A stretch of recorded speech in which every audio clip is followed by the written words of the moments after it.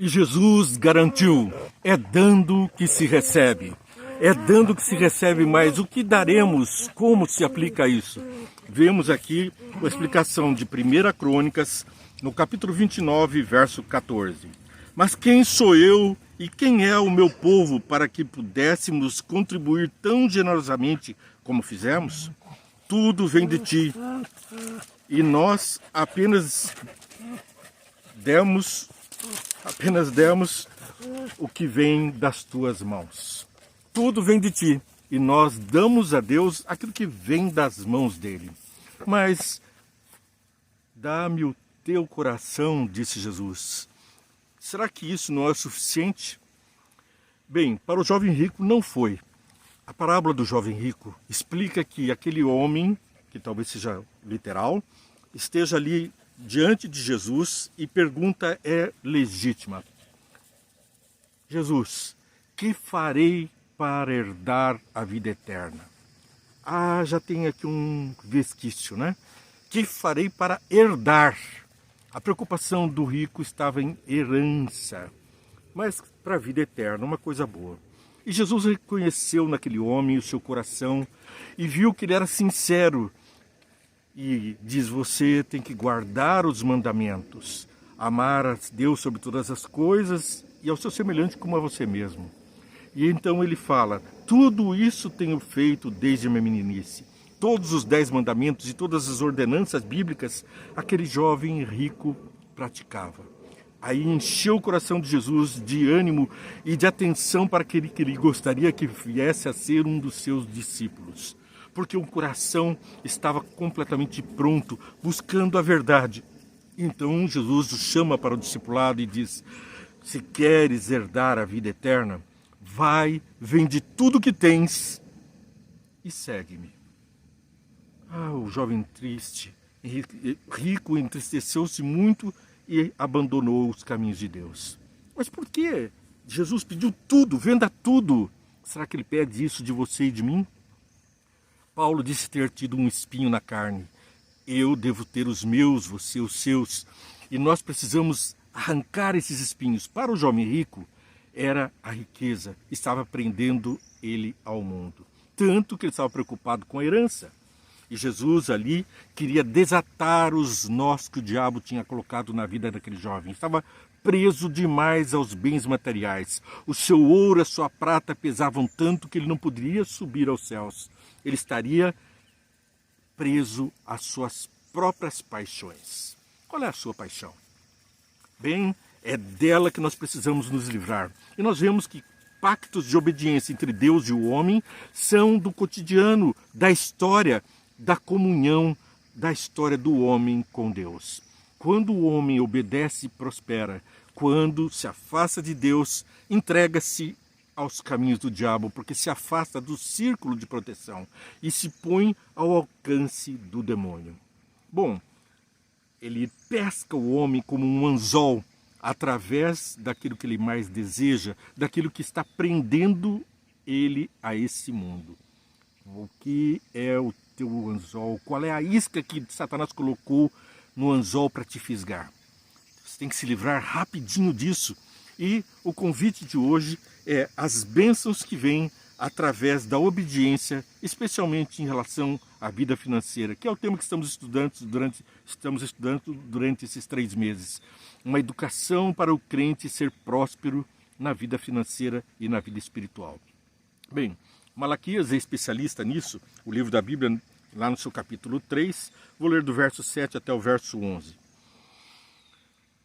Vou ler o 6 também. De fato, eu, o Senhor, não mudo.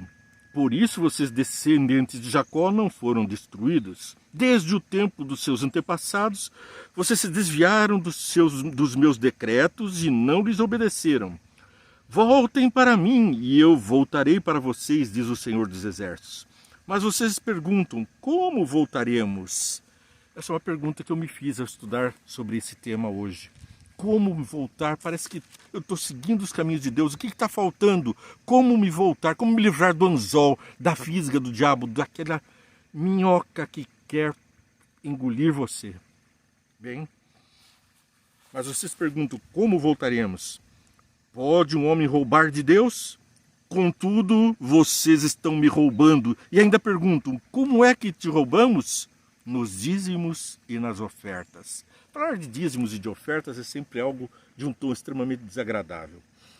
A palavra de Deus diz que nos últimos dias, Jesus diz que nos últimos dias, os homens teriam aparência de bondade, mas negariam a eficácia. Assim nós vemos ONGs, departamentos do governo, pessoas fazendo caridade e postando nas mídias sociais. Mas, na verdade, mesquinham aquilo, dão do que sobejam, dão do farelo que iam jogar fora. Quando, na verdade, as bênçãos que Deus nos deu são para serem compartilhadas com os nossos irmãos, amando os próximos como a nós mesmos. Se amarmos a Deus, guardamos os seus mandamentos e cuidamos dos nossos irmãos, os filhos de Deus. Bem, continua o verso aqui. Vocês estão debaixo de grande maldição, porque estão me roubando. A nação toda está me roubando. Tragam o dízimo todo ao depósito do templo, para que haja alimento em minha casa. Ponham-me à prova, diz o Senhor dos Exércitos, e vejam se não vou abrir as comportas dos céus e derramar sobre vocês tantas bênçãos que nem terão como guardá-las. Impedirei as pragas, devolverei as suas colheitas, e as videiras dos campos não perderão seu fruto, diz o Senhor dos Exércitos. Nessa guerra, o Senhor dos Exércitos está te chamando. Vem para o meu cerco de proteção. Livra daquilo que te prende ao mundo, a ganância, aquele desejo voluptuoso de ter mais, de querer mais, de acumular. E diz Jesus, e o que tens acumulado, para quem será? Louco, hoje te pedirão a tua alma, e o que tens acumulado, para quem será? Para que te servirá? O ouro e a prata são do Senhor, diz a Bíblia. Esse mundo é do Senhor, Gênesis 1:1. No princípio criou Deus os céus e a terra. E continuando, nós vemos que Ele criou também os animais, as plantas, a natureza. Você e eu somos propriedade dele. Deus o Pai, Deus o Filho, Deus o Espírito Santo nos criaram. Mas o sequestrador nos roubou. E agora ele coloca no nosso coração cardos e espinhos e abrolhos a cultivar um desejo egoísta, egocêntrico, que nos afasta do Espírito dos céus. Porque mesmo Deus deu seu Filho amado por nós. Porque Deus deu o seu Filho amado em quem Ele se comprasse para salvar a todos nós. Bom, seguindo no nosso estudo, Malaquias 3:10 repete: tragam o dízimo todo ao depósito do templo, para que haja alimento em minha casa. Ponham-no à prova, diz o Senhor dos Exércitos. E vejam se não vou abrir as comportas dos céus e derramar sobre vocês tantas bênçãos que nem terão onde guardá-las. Alimentos, riquezas, e vamos adiante. Ellen White, no livro Conselho sobre Mordomia, na página 53, trouxe esse parágrafo que eu achei bastante interessante. Aquele que deu seu Filho unigênito para morrer por nós, fez um pacto conosco.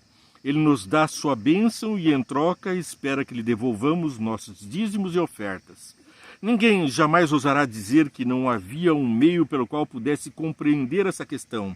O plano de Deus quanto aos dízimos e ofertas é declarado de modo inequívoco no 3º capítulo de Malaquias, aquele que estávamos lendo agora há pouco.